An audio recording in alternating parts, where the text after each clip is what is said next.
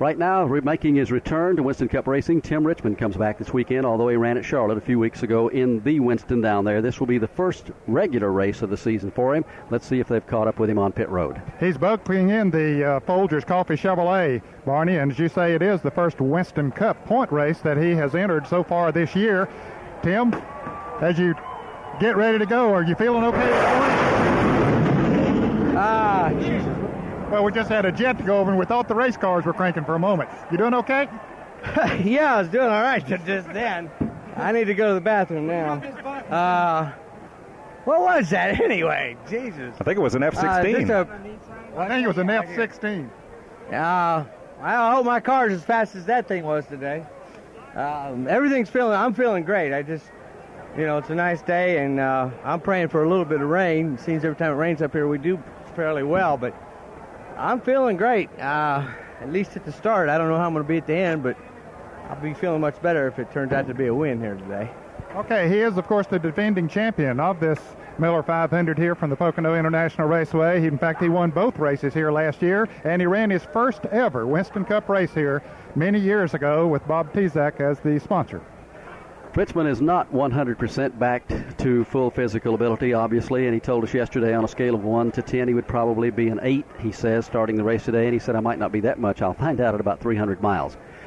But a man who will be starting car number 25, the Folgers Coffee Chevrolet, is Tim Richmond, who we've already documented makes his first start in a 500-miler here for 1987. Again, Jerry Gappens on pit road. Thank you, Eli, and Tim Richmond. A 2-race win streak on the line. Going to be able to keep it going today? Well, I hope so. The car's running real well. If it doesn't win, it's my fault. The car's very capable of winning today. Any butterflies right now as you get ready to go out and race for the first time in a long time? No, not really. Everything's just, I didn't feel like I forgot anything, so I'm not real concerned right now about it. What are you going to do if you win this thing? I'll probably have to sleep for about 2 days, no matter what happens, but if we finish it, I might celebrate a little bit. Might even I know I'll have a cup of Folgers coffee if I win. Maybe a little amaretto in it or something. Okay, Tim, I know a lot of fans nationwide glad to see you back behind the wheel of the Folgers car. And just guessing, Jerry, the conditions really couldn't be any better weather-wise for Tim trying to go the full route today. We're looking at mid-70-degree temperatures, nice breeze. It should be a good afternoon. It's a fairly short race. It's 200 laps here, and it's a good track he likes to drive. Not too demanding physically on the driver, but very demanding on the car. It should be a good event for him to make the return. You don't see any dull finishes or races at Pocono International Raceway, and the exception is not going to be shown up here today. Here they come out of turn number 3 and back into the start-finish line. 198 laps go on the board. There are 2 to go. Richmond, again, drives out to the middle of the racetrack, tries to disturb the airflow a little bit on Bill Elliott. Elliott's there within 5 car lengths. Kyle Petty is now at least 2 seconds back. They're back in 1. So the front 2 cars will evidently, for the moment, battle it out among themselves. Richmond taking a much lower line through the corner. He stretches his advantage out to some 10, 11 car lengths. Third is Kyle. Fourth is Cale Yarborough. Earnhardt is 5th. He's going to feel a challenge from Bobby Allison, who closes in. Richmond owns about a 6-car length advantage over Elliott as they come to the tunnel. This time the battle continues back for 5. Earnhardt has it, but Bobby Allison wants it in the worst kind of way. Earnhardt didn't want to be battling that far back at this point in the race. He would have certainly rather have been up at the front of the pack, but he's got his hands full right now as he tries to hang on to that spot. Back into the 5th position. Up front still, it's Tim Richmond. 9/10 of a second separates Tim Richmond from Bill Elliott. Elliott is real strong coming off turn number 3 back to the start-finish line. He was 9/10 of a second back going into that corner. Here at the start-finish line, as they get the white flag, it's down to about 6/10 of a second, but Richmond has been the stronger car at turn 1. What a Cinderella story this would be for Tim Richmond as he leads Bill Elliott by a comfortable margin into the corner.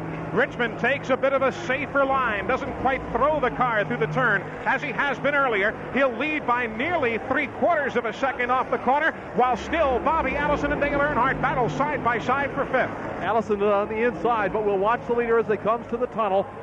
Richmond definitely has the advantage as they come across. He's got about a 6-car length advantage. No contest for Kyle Petty back at 3. Here comes Allison on the inside. He'll move into 5 and move by Earnhardt. You got to wonder how many times Tim Richmond has had this dream since he's missed so many races this year. He is showing the way off turn number 3. Looks like he's going to do it. Out of turn number 3, Tim Richmond heads down to the start-finish line, and he is going to win here this afternoon the Miller High Life 500. The arm goes out the window, and Richmond wins by 7 or 8 car lengths. Elliott will finish second, third, Kyle Petty, and fourth will be Cale Yarborough. They battled. They traded 5th place twice in the back straightaway. Earnhardt gets it. Allison 6th. Rudd is 7th. And Neil Bonnet for 8th holds off Jeff Bodine right at the start-finish line. Bodine will be 9th. Buddy Baker 10th. And Phil Parsons will finish 11th. We'll be right back. Joy, it is some shootout here at Pocono. Let's go to Victory Lane and Ed Jarrett. Well, Tim Richmond has finally pulled the Folgers Coffee Chevrolet into Victory Lane here, Barney Hall, and he's getting his safety paraphernalia unhooked and getting his face cleaned off a bit and collecting his composure and everything else, I guess. We'll get to him here in just a moment. He's about to get the helmet also and the earpieces out so that he would be able to hear what we're able to say. And, of course, Victory Lane here is just full of red and gold uniforms, the Folgers colors. Been a while since they've been in Victory Lane. In fact, it was the last race of the season last year in Riverside, California, when Tim Richmond took them to Victory Lane. So a very happy crew here, the Harry Hyde crew and all of those that helped to put this machine together. Now he comes out of the Folgers Chevrolet and gives a big wave to the crowd here. Well, Tim, well, he just seems beside of himself here right now. Boy, congratulations. His mom has to come up and get a hug first. That's got to be the first thing that's got to happen. Very emotional situation here in Victory Lane, and a very deserved victory. Tim, do you feel like talking now? Boy, congratulations. You did it. Thanks. It's kind of hard to say much right now. Let's let him get his composure back, Barney. We'll come back to him in just a moment. All right, a very emotional Barney? Tim Richmond here. Go ahead, Dick. Okay, Barney. Back in Victory Lane, Tim Richmond now got the perspiration off of his face, and he can hear us now. Tim, boy, that was quite a run. Congratulations. Thank you very much. I tell you, it was something, Harry and all the Folgers guys and Rick, and, you're only as good as your equipment, and I had the best equipment today, so, Well, you proved that you can still drive that thing, too. Yeah, how about that? I didn't think race car drivers were supposed to get tears in their eyes, but this one did today. And to end your season last year on such a winning note, and then the very first race to come back and win, I know that during all of those months that you were out, you had to think about doing that, and then it happened. Well, I did, and then it didn't really in the Winston, but that wasn't a pure Winston Cup race. That was a special event. And to me, this was more of a special event. Anyway, I guess Sugar Ray Leonard and I ought to talk to each other. He and I now got something in common, I think. So I want to congratulate him, and I'm just glad I'm in the same category as I'm not a fighter, but I guess I come back all right. Well, I'd say that you are a fighter. We'll see you in the Riverside next week. I'll be there, and maybe we can just make it 3 in a row. You feel okay first? Yeah, I really do feel just absolutely great. I was just a little emotional there, and that was my main problem. It wasn't from any pain or anything. It was just a lot of joy that was what was happening there. Well, that's certainly understandable. It really is, because to come back like he has here at Pocono this afternoon, and although he ran at Charlotte a few weeks ago in the Winston down there and had a pretty good performance in that race, to come back for the first regular season race, to come here to Pocono and pull it off today. And when you win in this business, you've done something. I don't care. And he's been away a while. His reflexes are supposed to be off a little bit and everything else. He beat Earnhardt at the finish here, and all day long he beat Bill Elliott. He beat some of the best in the business, and when you do what he did today, the boy's got a right to feel like he does. Well, he handled anybody that came up and tried to race him all afternoon long, and certainly he deserves to be in Victory Lane. Last winter, before illness set him back, he wanted to go to Hollywood and do a little acting, and maybe somebody from Hollywood wrote the script today, because it's very emotional Victory Lane and a very popular win for Tim Richmond's comeback.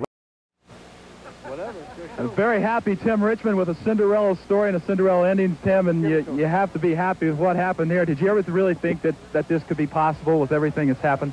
Well, Yeah, I did. You know, feel the need for speed, huh? Thanks, Harry. Yeah, I really did. You know, when you've got this good equipment sitting under you, you know, that layoff, it was devastating, but, you know, I didn't lose any. I thought about it every day, what I would do when I come back. So I wasn't that I forgot how to drive a race car. It was just that I'd take my time in a few turns in the road there to make sure I was doing the right thing. And then when it was all back to me. Somebody asked me on the way to the car what I felt about a win today, and I told them it was 100%, I felt. No victory ever comes easy, Tim, and especially for your Folgers crew today. You had the shift linkage problem. Did you really think that the chance of victory? I thought all the tears would go away before I got back here, but they didn't. So,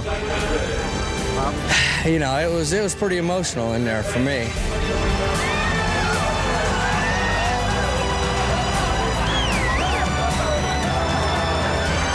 Let's go to Riverside and try to do it again.